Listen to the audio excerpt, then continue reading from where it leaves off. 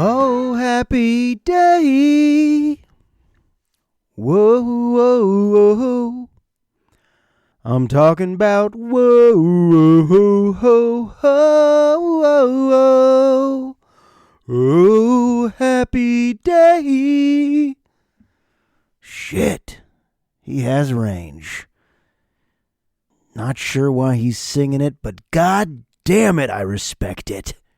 Pretty sure he doesn't know any other lyrics, but son of a bitch, he can hit those notes.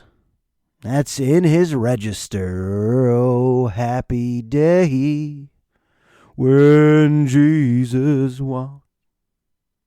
I'm looking it up. Oh, happy day. Song by Edwin Hawkins Singers. Oh, happy day when Jesus washed.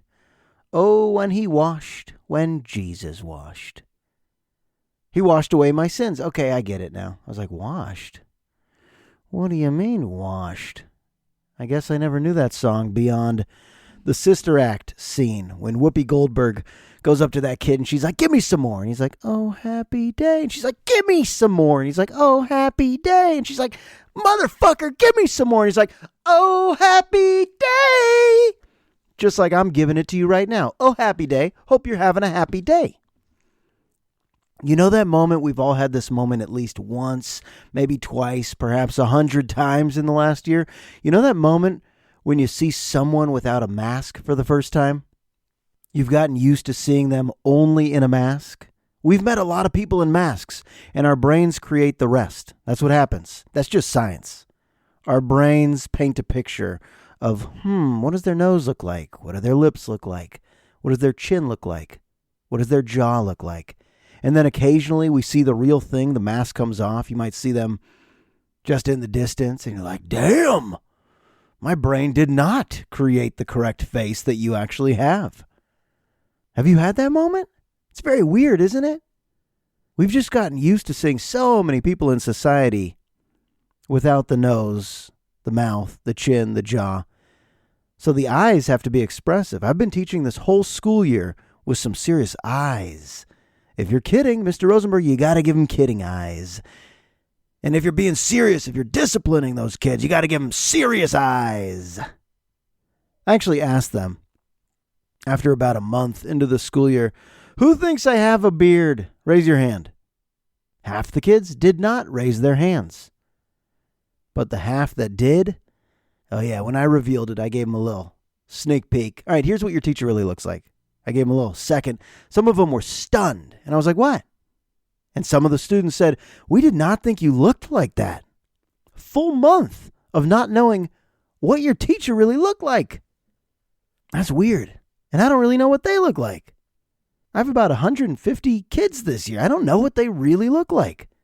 I was walking in my car the other day. I heard a teen say, all right, Mr. Rosenberg, see you later. And I looked at that kid and I go, I have no clue who you are. Like, you could be in my second period class. You could be a kid I had last year. I just have no clue. I'm walking through a sea of familiar strangers. You look kind of familiar. You look kind of familiar. But sometimes they take off that mask and you just go, damn!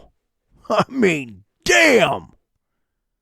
I don't know why the reaction is that intense. I don't even have any logical reason. You would just have to go back to the lyrics. My mind's playing tricks on me.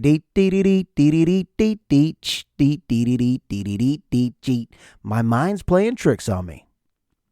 Who's the biggest badass you've ever seen in a movie? Biggest badass. Watching Sylvester Stallone as Rambo. You watching Chuck Norris kicking someone's ass all over the dojo. Biggest badass. Who is it, Bruce Lee? Jean-Claude Van Damme? Who is the biggest bad ace? Is it Arnold? Is it Arnold Schwarzenegger? It's fantastic. Arnold. It's fantastic. I remember the Chargers-Texans game during the October fires. The governor was there to make us feel better. They were still playing a football game in San Diego. It was a little smoky. And he said, let's go Chargers. Let's go Chargers. It's fantastic. Tackle football. Is it Arnold? The answer is actually none of them. None of those fools. Biggest badass in movie history? I don't know why I just had to give you that build-up kind of laugh. Biggest badass in movie history? It's none other than Bob Odenkirk. Who? Yeah, Bob Odenkirk.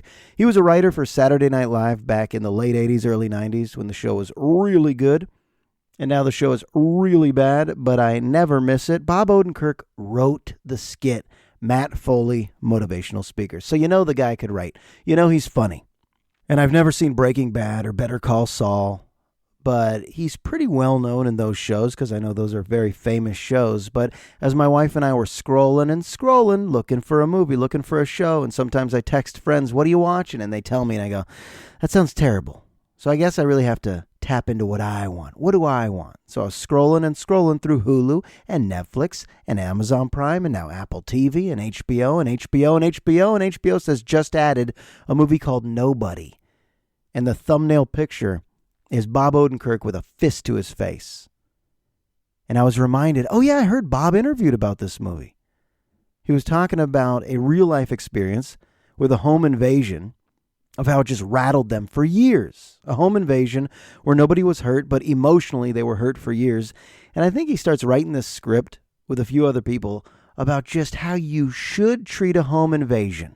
So the first 15 minutes of this movie, he looks like a wimp. He looks weak. He looks like a dad that can't defend the family. And then after the first 15 minutes, he becomes maybe the biggest badass I've ever seen in a movie. It's one of those action movies. It's an adventure movie, and I recommend it if you need something to watch. Bob Odenkirk in the movie Nobody. For the last hour and a half, it's just him dodging bullets and beating the fuck out of Russians. You like that? You like that old Cold War callback? Beating the fuck out of Russians? Because whoever wrote this movie clearly knows that American moviegoers, we still like to see a few Russians get the shit kicked out of them. Well, Bob Odenkirk does a scene on a bus where he just goes nuts. I mean, there's stabbings, there's shootings, karate, chop, punches to the face. Everything lands. Every punch lands. And then he gets caught up with the Russian mob. Christopher Lloyd is in it. Jim Ignatowski from Taxi. Christopher Lloyd from Back to the Future plays the elderly father in this movie. And guess what? He's a badass too. I'm going somewhere with this. I'm going somewhere. So, as badass as Bob Odenkirk is in this movie, he's not really the biggest badass. That belongs to an actor named Alexei Serebryakov. Alexei? Take two. We need much more punch, much more gun action. He plays the character Yulian, who owns the disco club, and he's the head of a money laundering, racketeering, criminal organization, just mob shit. Yulian.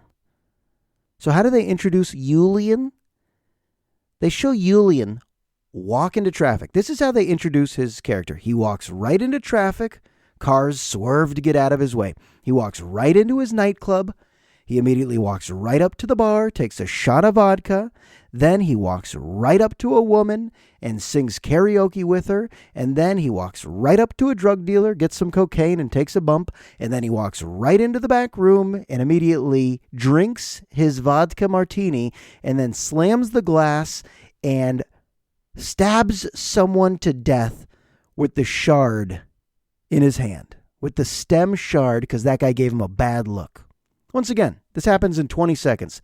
He walks into the club through traffic, shot of vodka, sings karaoke for everyone, bump of cocaine, and then he goes and murders someone. And my wife and I are on the couch like, buckle the fuck up. Yulian is not someone to mess with.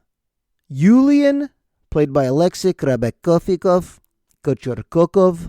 is not someone to mess with. And I know he's an actor, but it's still the type of actor where if you saw him in real life, you wouldn't say hello. That's the biggest badass Russian. But Bob Odenkirk goes toe-to-toe with this son of a bitch. And in the end, after about, 3.2 million bullets dodged, you just suspend reality for a couple of hours to watch this movie. There are so many moments where bullets should kill Bob, but they don't. And in the end, guess what? Yeah, he prevails. But it's also just worth watching for Christopher Lloyd. Christopher Lloyd! Oh. And that's it. I have no other recommendations. The book I'm reading is Most shows I've seen lately, The slam dunk contest, And the slam dunk contest used to be the greatest event of my life. And now it's just,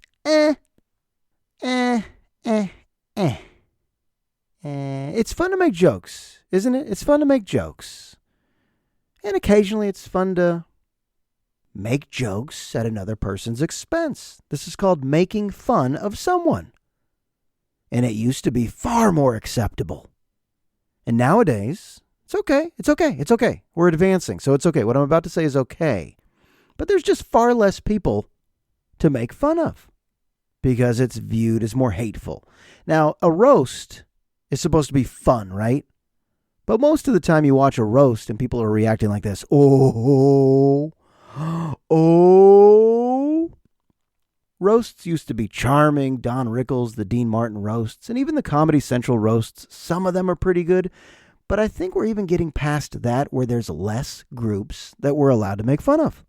But when I was growing up, it seemed like you made fun of all of them. And it almost conditioned me to enjoy it a little bit. I'm talking about being on the receiving end. Even at my own bachelor party, I was like, hey, everyone roast me. I want it to sting. There's something fun about being made fun of when it's all in fun. I think it could actually create a tight-knit friendship. When you're close enough with someone where they could bust your balls, they could bust your balls into jelly. Your balls get busted so hard, you're like, hey, I probably have an issue down there now. You've been busting my balls for so long. But I heard Pete Holmes, my guru, talking about being uncomfortable making fun of the homeless or drug addicts or alcoholics. And he's like, God, when I was growing up, you just could make fun of a bum, but not anymore because you got to be aware, okay, they're dealing with some mental health issues, or the town drunk. Most towns do have a few drunks, right? Think about your town growing up. You know that town drunk? Now you view it as a disease and you go, oh, poor guy. What have they dealt with? You don't just poke fun at the town drunk anymore. There's more compassion, or there's more awareness of what people might be going through. Fat people? You don't make fun of fat people anymore. You got to blame America's nutrition, or talk about their thyroid or metabolism. Have a deeper understanding about why they are fat, or understand what big boned means. Sorry to laugh, but some fat people used to just say I'm big boned, and it would just silence the conversation. Oh, they're big boned. Okay, I guess we don't make jokes. You don't make jokes. But I had a group of friends that loved yo mama jokes. And that's making fun of moms for being stupid, for being fat, for being old, for being poor. We didn't even know what we were saying. There were those books, Truly Tasteless Jokes. If you've never heard of this series, Google it. Truly Tasteless Jokes. These were awful jokes. But we liked the books. I didn't feel like they were conditioning me to hate certain groups. I was just like, hey, that's a well-crafted joke. But even those jokes, we don't make those jokes as much anymore. You can't make fun of many groups. And I'm not saying this like it's a bad thing. I'm just observing it. I'm observing our society progress and evolve. And it's interesting because it will eliminate some humor. Like, what can you still laugh at? What can you still laugh at? Farters, yes, people who fart publicly. But no, if they didn't mean to fart, you can't really make fun of that person. If they didn't mean to fart and they let one go and they let one slip, and everyone around starts laughing, that's bullying, I think. You can't make fun of farters even. Oh my God, my world is changing. And I need to evolve.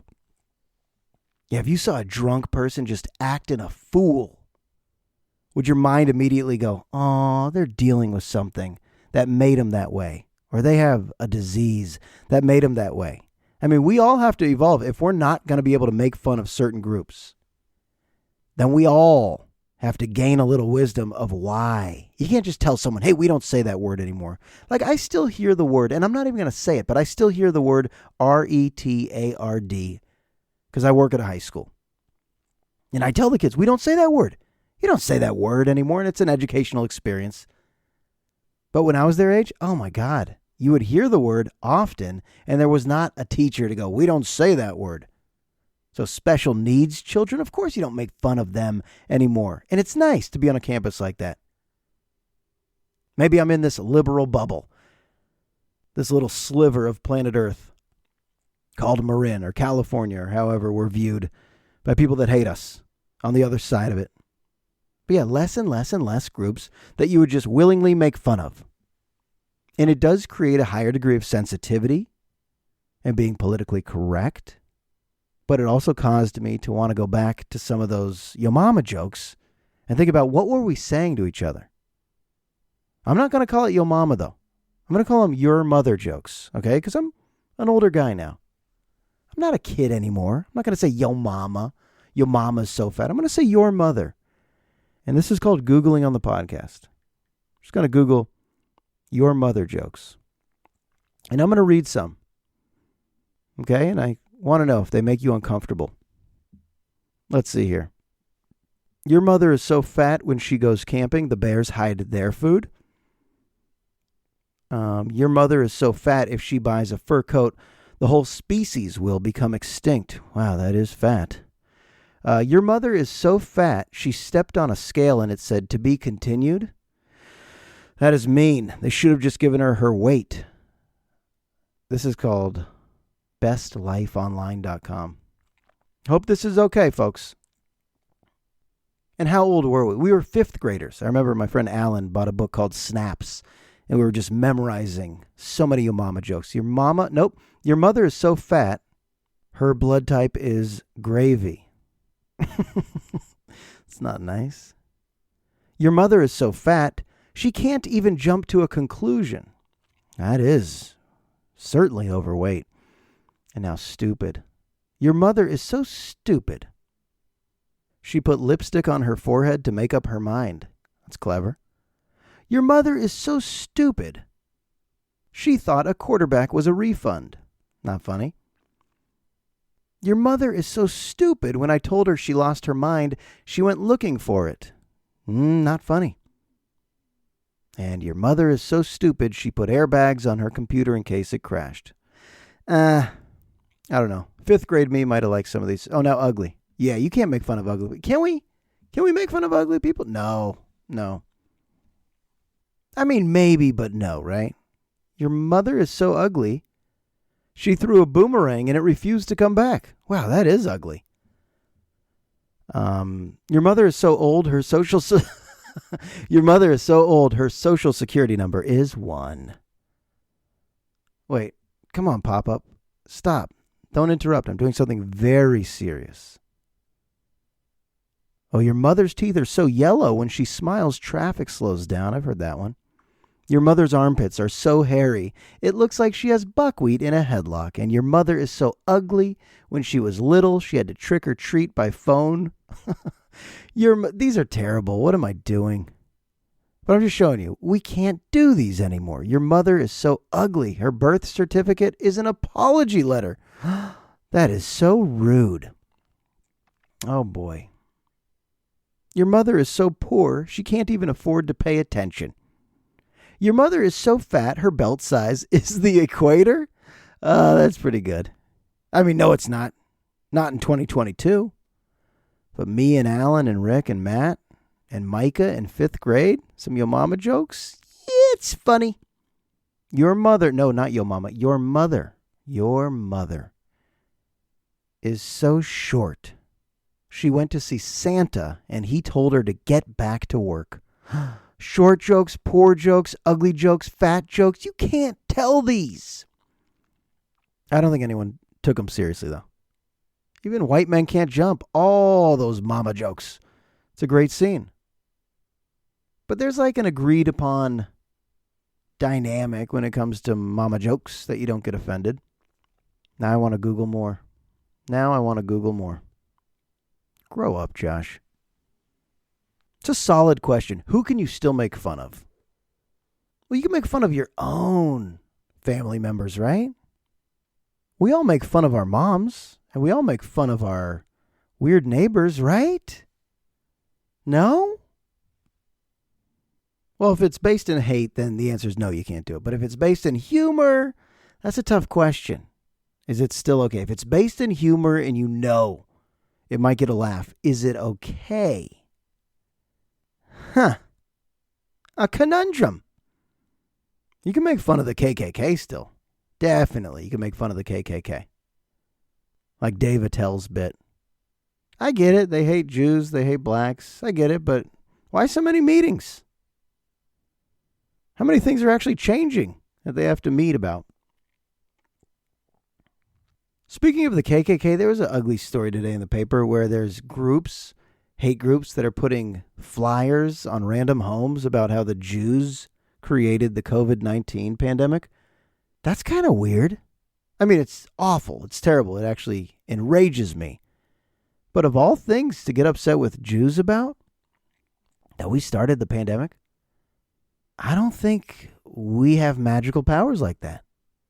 And when they drop off these flyers, these pieces of shit, these morons who drop off anti-Semitic flyers all around the Bay Area, I read in Palo Alto, Berkeley, Marin County, are they thinking that someone's picking up this flyer and going, it turns out it was the Jews that created COVID? There's not really a group of readily influenced people that are going to buy a bunch of this shit. All this anti-Semitism, all this racism, usually that's taught when people are young. Usually, not always. But if I open my front door and there's a flyer and it just tells me a certain race started COVID, pick any race. They started COVID. That flyer goes in the garbage. It's a waste of paper. This is an environmental issue. Let's stop wasting paper, you racists. Oh, God. As I told my wife, I'm not a violent person, but to just punch one of these anti-Semites in the face as hard as I can and break every bone in their face and skull, just one, it won't solve a problem. I'll go to jail for it. And I know I preface that with I'm not a violent person. You're like, you might want to rethink that. But seriously, if an anti-Semitic person just comes up my driveway and they have a flyer about how the Jews started COVID-19, and I catch them, I go, oh, wait, one moment. Hold on, before you get back into your car and continue canvassing our neighborhood with that hate. Boom! Bob Odenkirk, this situation. Holy shit. And then I get sued, and then it gets ugly, but is it worth it in that one moment? I asked my wife that same question. She goes, I'd probably cheer you on. Another Righteous Gemstones moment. But when baby Billy came back to see his son that he abandoned, played by Macaulay Culkin, and he's like, what can I do? And the kid's like, nothing. You already damaged everything. I'm not going to have you back in my life. You deserted me. And you think the scene is over, and then Macaulay Culkin just says, wait, can I punch you right in the face? And at first I was like, okay. Like, not much comedy in this scene. But then I understood the depth of it.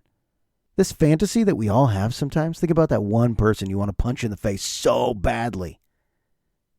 The writers of Righteous Gemstones, they gave Macaulay that one punch to his dad that abandoned him. And in a weird way, it felt good for Macaulay. Felt good for the viewer. Felt good for the dad who got punched, because at least he gave his son a moment of comeuppance. And I must ask, what the hell am I talking about? Speaking of teaching hate, though, there was a teacher at Cubberley High School in 1967 named Ron Jones. This is a true story. Cubberley High School doesn't exist anymore, so I know it sounds like a fake story, but Cubberley High School in Palo Alto used to exist, and they had a history teacher who was teaching the Holocaust, teaching about the rise of the Nazis, and he decided to do a simulation, and it got totally out of hand. Have you heard about this? It couldn't happen today. But he's just doing a Nazism, fascism simulation, and he thought it would be like 1 hour. And a lot of history teachers do simulations. Try to make you feel what it was like. When deep down, of course, we can't make students feel anything from the past. I mean, it'd be great if they're empathetic, but really, like when I was in 6th grade and we were learning about the California gold rush, and then they gave us silver pans and all the parents put fake gold in the creek, and that's a simulation. It's just fun. It's just fun. But we weren't like, wow, I was really able to put myself in their shoes. So his simulation was just order and discipline. He was a first-year teacher. He just graduated Stanford, got his teaching degree, first-year teacher, and he now is teaching them some mantras, power and discipline, power and numbers. He's doing like the Hitler character, and he has a symbol, like a salute. It's a wave. He says, our group is now called the Wave. Sit up straight. Come into this classroom in a single file line. And he starts having them act like organized Nazis. And then at the end of it, he just said, okay, bye. But the next day, the kids kept doing it. The kids kept doing the salute, and they liked the mantras, and they liked the order. They liked the discipline. And all of a sudden, word spreads around campus that there's a new group. And it was totally out of hand. He was accidentally indoctrinating them. It's a totally true story. The guy after this year was not tenured. He was not reelected, basically fired, never taught again. He's still alive, and he regrets it. But he had a captive audience, and he lied to them because on day 2 of the simulation, where he kept it going, he's like, hey, if they like it, then great. We'll set up an exclusive group called The Wave, the Third Wave, like the Third Reich. And we'll just tell them that there's a representative from D.C., there's a national youth movement, and this is the time of the Vietnam War. So a lot of kids are outspoken for the first time, maybe for the first time in American history. A lot of younger people are really in tune with the government or questioning the government to a degree where they want to see revolution. And now the world history teacher at Cubberley High is telling them, we have a revolution coming, and it's our group, and the representative is coming on Friday, and he's here to guide us. And you're either a part of this group, and you're a part of the revolution, this exclusive group that has a salute, and we have a mantra, and we wear an armband, and we don't let any outsiders in. We just try to get the outsiders to be a part of our group. And there was bullying going on. There were fights on campus. There were other high schools like Gunn High School and Palo Alto High School that heard about it, and they wanted to be a part of it, and they came to the campus at Cubberley. So it got totally out of hand, and it's just one week, and at the end of the week, there was no representative coming from D.C., but he puts them all in the gym, this entirely indoctrinated group of teenagers, and instead of a representative coming from D.C., he just starts showing a Hitler rally. 2 black and white TVs with swastika flags, Hitler screaming, and all the doors of the gym are closed. And according to a lot of these kids who are now adults, they're like, I was freaked out. I was panicked. I was like, what is going on? Did we all just really become Nazis unknowingly? And not so much anti-Semitic Nazis, but just the idea of groupthink, and we want to be on the winning team, and we want to have strength, and we can easily be taught to hate others that aren't a part of our group. Can you think of a more successful simulation? Even though the teacher regrets it, those kids have never forgotten it. That's part of teaching. You got to wonder, what are they going to remember from this experience? Most of my students, if I saw them in the streets in 30 years and I say, hey, what do you remember about my class? Maybe they remember my personality a little bit, but are they going to be able to say, well, the 3 branches of government came from the Romans. Well, the rise of Stalin. Well, the Cold War ended. No, I mean, you never know what's going to resonate. But all these kids remember the Third Wave and Ron Jones at Cubberley High. And I think less teachers are taking chances. Because, yes, it's a more politically correct world. Case in point, at Miller Creek Middle, my old history teacher, Ted Brees, he used to do a simulation where all the kids would pretend they were on the bottom of a slave ship, the Middle Passage, and he was the slave taskmaster. And he had a whip, he had high black boots, he would turn the heat up in the room and turn the lights off, and he would whip us. I remember with those big black boots, stepping on people's fingers. He was trying to simulate just how brutal those conditions were for the slaves that were brought over from Africa unwillingly. And I remember this thinking, all right, today's the day I'll remember. And if anyone's listening, learn to speak. And if anyone is listening to this podcast and they had a teacher do a simulation like that, or maybe you did have Mr. Brees, you never forgot it. So you got to wonder, was that too far? Because parents wouldn't let that shit fly now. Parents would not be cool with that. But it is memorable, and it does cause some historical events and some social issues to deeply resonate with little kids who are usually distracted with their bustling hormones or nowadays their iPhones. So at least it's a discussion. The one thing you don't want as a teacher is a mob of parents getting upset with one of your lesson plans because it got so out of hand that you ended up brainwashing their children. Then you get sued. Then you never teach again. Then you're like Julian coming into your own nightclub, taking a shot at vodka and murdering someone in the first 10 seconds of your entrance. That was too intense. All right, the movie Nobody, have you seen it? It's a little much, okay? It's a little much. And I guess that's how you watch action movies. You just go, that's a little much. Oh, that was a little much. And then you look at whoever you're watching the movie with and you go, how did those bullets not get him? Every car scene that is being shot at, the car never just stops. Wouldn't the driver just take a bullet and the car stops or the tires get blown out?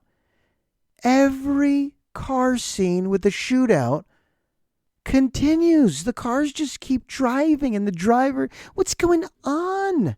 The Woody Allen aspect, the cars just keep driving. How could that be? No, but really, there's a lot of bullets that miss in movies.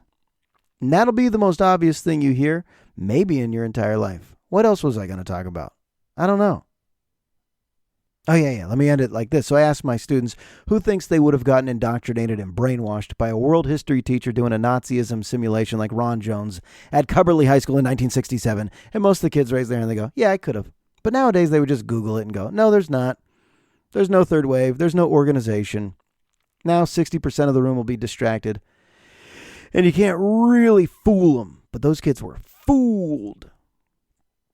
There was no subgroup to connect with in the cyber world. Who did you know? The people at your school. Who are your friends? The people in your neighborhood. Nowadays, everybody can connect online.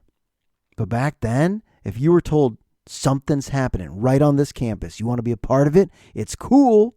There was peer pressure. There was bullying. All the same exact topics we have today, but just in a much more antiquated, untalked about version back then. Even when I was in school, there was not an emphasis on bullying. I mean, it existed, but it wasn't like we have Bully Awareness Week. Nowadays, not only do we not make jokes about so many groups of people, and your mama jokes or your mother jokes are forbidden. They're outlawed.